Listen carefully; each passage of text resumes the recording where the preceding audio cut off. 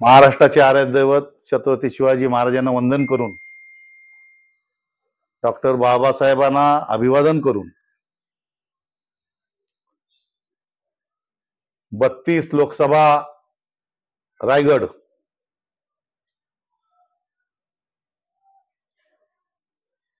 निवडणुकीचे धामधूम मध्ये प्रचार चालू आहे आणि आज संध्याकाळी 5 वाजता हे प्रचार सगळं थंड होणार आहे।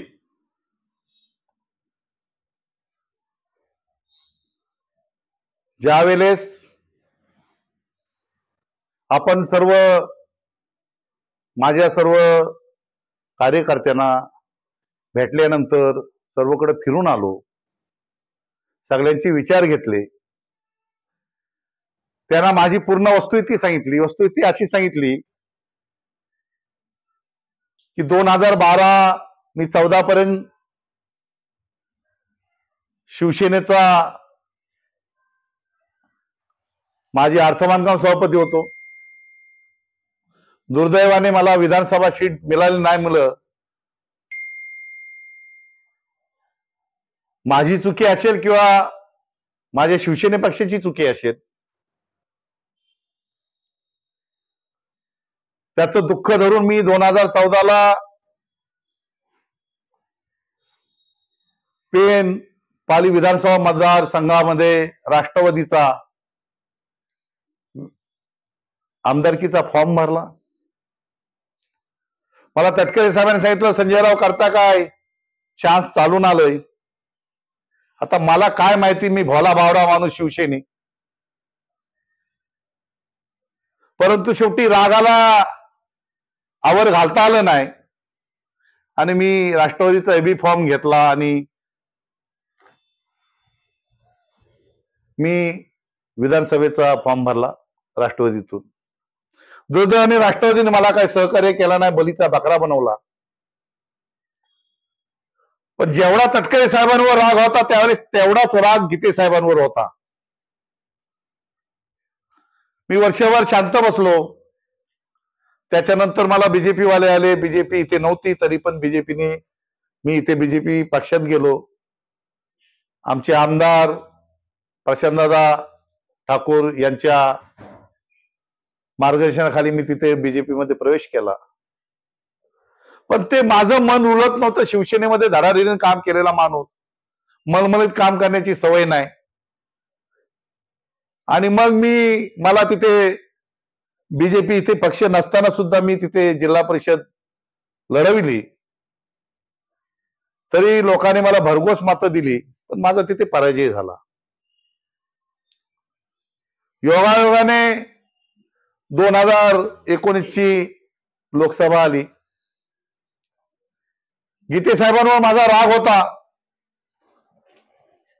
मी खोटं बोलणार नाही आणि मला खोटं बोलायला आवडत नाही, म्हणून काही नेत्यांशी माझं पटत पण नाही, पण मरेपर्यंत मी सत्यच बोलणार। आणि मग त्या रागाच्या भरात जसं मला गीते साहेब पण त्यावेळेस मला थोडस सहकार्य केलं नाही आणि तटकरे साहेबांनी पण सहकार्य केलं नाही, म्हणून पहिलं गीते साहेबांना आपण सहकार्य करायचं नाही, म्हणून 2019ला मी गीते साहेबांना सहकार्य केलं नाही। दुर्दैवाने त्यांचा पराजय झालं। ते शल्य मनाला टोचत होतं आणि त्याच्यानंतर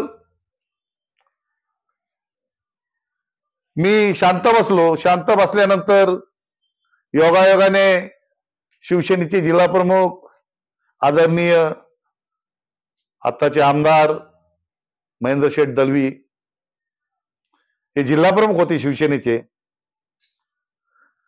आणि मग त्यांनी मला शिवसेनेमध्ये प्रवेश करून घेतला। एवढा आनंद झाला की माझ्या पूर्ण जो माझा मार्ग, जुना मार्ग होता, त्या पुन्हा मार्गाला मी मिळालो। पण कुठेतरी काहीतरी जे नशिबाला लिहिलेलं असतं आणि त्या पद्धतीमध्ये योगायोगाने आमदार झाले, महेंद्र शेठ दलवी आमदार झाले आणि प्रामाणिक मला कुठल्याही अडी अडचणीला मला त्यांनी सहकार्य केलं। पण असं काय घडलं 2.5 वर्षानंतर की सर्व आमच्या रायगडचे शिवसैनिक सगळे एकत्र झालो आणि राष्ट्रवादी आपल्याला त्रास देतोय. उद्धव साहेब मुख्यमंत्री होते. राष्ट्रवादी आपल्याला रायगड जिल्ह्याला त्रास देते, तटकरे साहेब त्रास देते, म्हणून आपण या शिवसेने विरोधात बंड पुकारूया. जिल्ह्याची मीटिंग झाली. जिल्ह्याच्या मीटिंग मध्ये सगळेही आना भागा यातल्या सगळे काय केलं, पण मी उपकाराची कोणाची जाण विसरत नाही. महेंद्र शेठ दलवीनी प्रामाणिक सांगतो की माझ्यासाठी खूप काय केलेलं आहे आणि म्हणून शिवसेनेचे 2 गट झाले आणि शिंदे गटामध्ये मी त्यांचा माणूस म्हणून त्यांच्यासोबत राहिलो. आता राहिल्यानंतर आमच्याकडे MIDC आली. MIDC आल्यानंतर या MIDCच्या शेतकऱ्यांना नेतृत्व करायला कोणीच नाही. प्रत्येक वेळेस ते अधिकारी येणार, आम्हाला शेतकऱ्यांना दम देणार. मग आमच्या कमिटीने निर्णय घेतला की आपण जैन भाईंकडे जाऊया. मग जैन भाईंकडे गेल्यावर जैन भाईने आम्हाला प्रामाणिक चांगला सहकार्य केला. जेव्हा जेव्हा भाई आले तेव्हा तेव्हा आम्हाला उत्स्फूर्त साथ यायचं. आमची प्रांत ऑफिसला एक मीटिंग झाली, त्यामध्ये सज्जड दम भरणारा अधिकारी प्रशासनाला की जयंतभाईंनी प्रामाणिक तिथे दम भरलं. लोकांच्या काही प्रतिक्रिया आल्या उलटसुलट, पण आम्ही त्यांच्या पाठीशी राहिलो की आम्हाला एवढा MIDCसाठी भक्कम आम्हाला मदत करणारी सोबत राहणारा आम्हाला कार्यकर्ता आमच्या घरात असताना पलतेच्या पाठी का लागावं. आणि मग आता आम्ही गीते साहेबांचं माझं काम नाही केलं, आता आम्हाला तटकरे साहेबांचं काम नाही करायचं. मग मी सर्व लोकांचं म्हणणं ऐकलं, लोकांना पटवून दिलं का नाही करायचं, का नाही करायचं. तर लोक साहेब म्हणे तुम्ही सांगाल त्या पद्धतीतच आम्ही करू आणि आपण जैनभाईंच्या माध्यमातून या पेण तालुक्यामध्ये गीते साहेबांना 20,000ची लीड देऊ. किती? जे कोण सांगते की आम्ही 50,000ची लीड देऊ तटकरे साहेबांना, तर आम्ही सांगतो आम्ही उलटी तुमच्यावर 20,000ची लीड देऊ. आम्ही पूर्ण जनतेला सांगलंय कोण काय देते घ्या, पण मत आपला जैनभाईंना बघून मशालीला टाका. आणि ही मशाल या पेण विधानसभा मतदारसंघामध्ये कशी पेटत राहते आणि कशी तेवत राहील हे आता समोरचे बघत राहतील. दुसरं कारण असं की डोलवीचा एवढा मोठा मी भ्रष्टाचार बाहेर काढला आणि त्यावेळेस भ्रष्टाचाराला साथ करणारे तथाकथित पुढारी की भ्रष्टाचाराच्या विरोधात आम्ही बोलत असताना सर्व सबूत असताना त्यांच्या कारवाई होत नाही, आम्हाला हायकोर्टात जावं लागलं आणि तथाकथित पुढारी त्यांना पाठीशी घालत राहिलं. तर या तथाकथित पुढाऱ्यांना आम्ही कधीही मदत करणार नाही.